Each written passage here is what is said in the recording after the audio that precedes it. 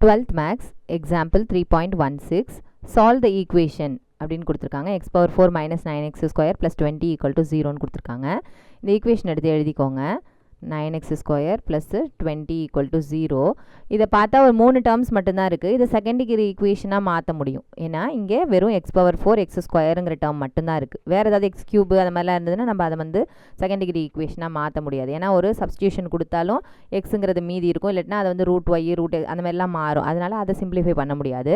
But ஆனால் இங்கே பாருங்கள் எக்ஸ் ஸ்கொயரும் x பவர் 4 மட்டும்தான் இருக்குது. அதனால நம்ம என்ன செஞ்சுக்கலாம், let y is equal to X ஸ்கொயர்னு எடுத்துக்கலாம். அப்போ எடுத்துக்கிட்டோம்னா என்ன ஆகிடும், இங்கே எக்ஸ் ஸ்கொயர் த ஹோல் ஸ்கொயர்னு எழுதிக்கலாமா, இது அப்போ என்ன ஆகிடும், ஒய் ஸ்கொயர்னு ஆகிடும். அப்போ இது ஒரு செகண்ட் டிகிரி ஈக்குவேஷனாக இருக்கும்.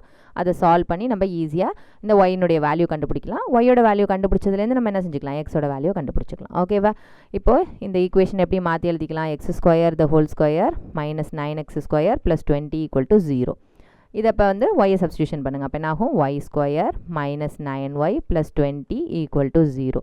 இதை ஈஸியாக அது பண்ணிடலாம். ப்ராடக்ட் என்னது 20, சம் வந்து என்னது மைனஸ் 9, 5 4s are 20, மைனஸில் சைன் வந்திருக்கு, அடிஷன் பண்ணால் தான் 9 வருது. ஸோ ரெண்டுத்துக்குமே மைனஸ் கொடுக்கணும். So y minus 5 into y minus 4 ரெண்டு ரூட்ஸ் ஈக்குவல் டு 0.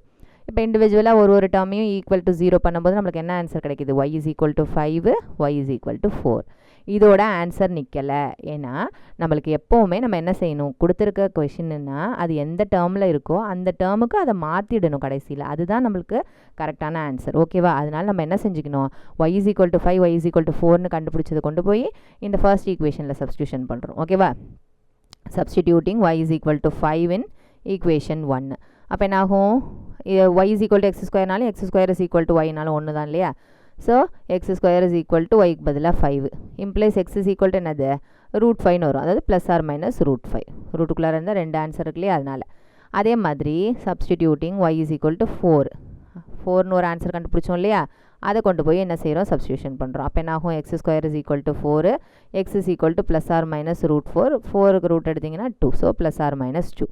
அப்போ நம்மளுக்கு இங்கே டிகிரி என்னது மேக்ஸிமம் 4 ஒரிஜினல் கொஷினில். அப்போ எத்தனை ஆன்சர்ஸ் கிடைக்கணும், 4 ஆன்சர்ஸ் கிடைக்கணும். அப்போ இந்த 4 ஆன்சர்ஸையும் நம்ம கண்டுபிடிச்சாச்சு. ஓகேவா?